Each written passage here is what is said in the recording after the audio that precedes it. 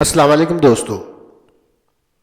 وہاب ابن منبع کہتے ہیں کہ ایک بادشاہ نے کسی جگہ جانے کا ارادہ کیا تو پہننے کے لیے بہترین لباس منگوایا، سواری کے لیے بہترین سواری منگوائی، اس پر سوار ہو کر بڑی شان و شوکت اور متکبرانہ انداز سے نکلا کہ اس کے نزدیک کسی آدمی کی کوئی اہمیت نہ تھی۔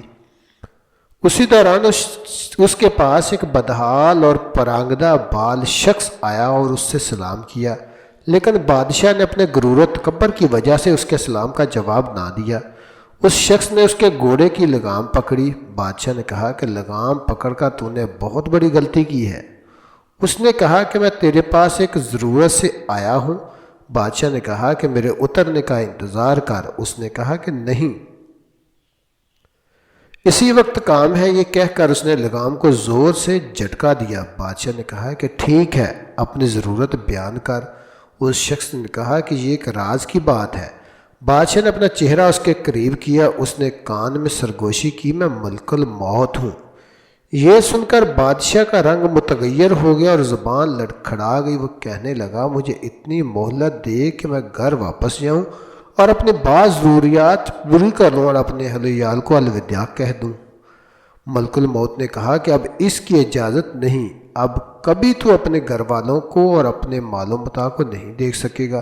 یہ کہہ کر ملک الموت نے اس کی روح قبض کر لی اور وہ سواری سے بے جان لکڑی کی طرح گر پڑا۔ ایک بندہ مومن سے ملک الموت کی ملاقات ہوئی۔ ملک الموت نے اس بندہ مومن سے کہا کہ میں تجھے تم سے ایک راز کی بات کہنی ہے۔ اس نے کہا ضرور کہو۔ ملک الموت نے کہا کہ میں ملک الموت ہوں۔ اس نے کہا کہ خوش آمدید، آپ سے ملنے کا مجھے شوق تھا۔ ملک الموت نے کہا کہ جو کام تم نے کرنا ہے وہ پورا کر لو۔ اس شخص نے کہا کہ مجھے خدا کی ملاقات سے زیادہ کوئی کام محبوب نہیں، آپ میری روح قبض کر لیں۔ ملک الموت نے کہا کہ تم کس حالت میں مرنا پسند کرو گے؟ اس نے پوچھا تمہیں اس کا اختیار ہے؟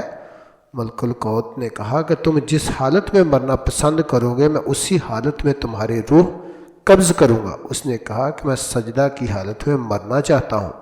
اس نے خدا کے ہاں سر سجدہ میں رکھ دیا اور ملک الموت نے اس کی روح قبض کر لی۔